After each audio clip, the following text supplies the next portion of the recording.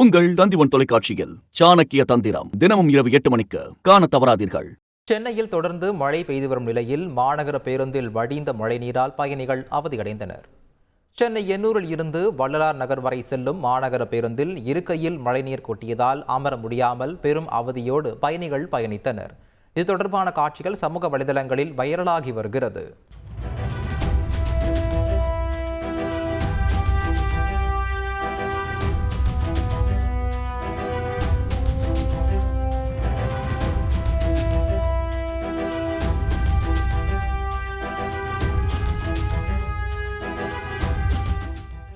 மயிலாடுதுறை மாவட்டம் தரங்கம்பாடியில் இன்று காலை முதல் மதியம் வரை 93 மில்லிமீட்டர் கனமழை பதிவாகியுள்ளது.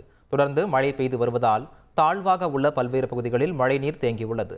தரங்கம்பாடி அரசு மருத்துவமனை வளாகத்தில் குளம்போர் மழைநீர் தேங்கியுள்ளதால் சிகிச்சை பெற வந்த வெளி நோயாளிகள், மருத்துவமனை ஊழியர்கள், டாக்டர்கள் என அனைவரும் மருத்துவமனைக்கு உள்ளே செல்ல முடியாத நிலை ஏற்பட்டது.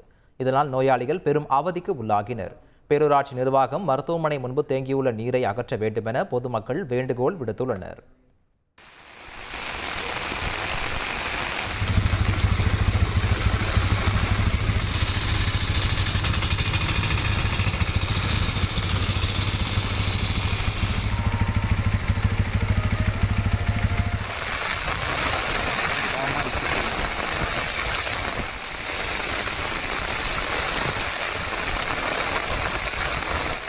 திருவாரூர் மாவட்டத்திற்கு ரெட் அலர்ட் எச்சரிக்கை விடுக்கப்பட்ட நிலையில் மன்னார்குடி சுற்றுவட்டார பகுதிகளில் அதிகாலையில் லேசான தூறலுடன் சாரல் மழை பெய்ய தொடங்கியது.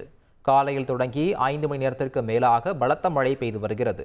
மழையால் சம்பா தாளடி பயிர்கள் நீரில் மூழ்கும் அபாயத்தில் உள்ளதால் விவசாயிகள் அச்சத்தில் உள்ளனர்.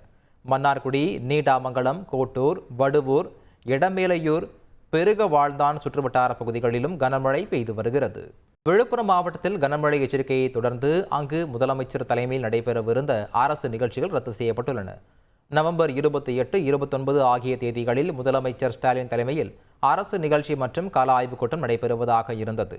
இந்நிலையில் வானிலை ஆய்வு மையத்தின் கனமழை எச்சரிக்கையை தொடர்ந்து முதல்வரின் அரசு நிகழ்ச்சி மற்றும் கள ஆய்வுக் கூட்டம் ரத்து செய்யப்படுவதாக அறிவிக்கப்பட்டுள்ளன. உங்கள் தந்திவன் தொலைக்காட்சியில் சாணக்கிய தந்திரம் தினமும் இரவு 8 மணிக்கு காண தவறாதீர்கள்.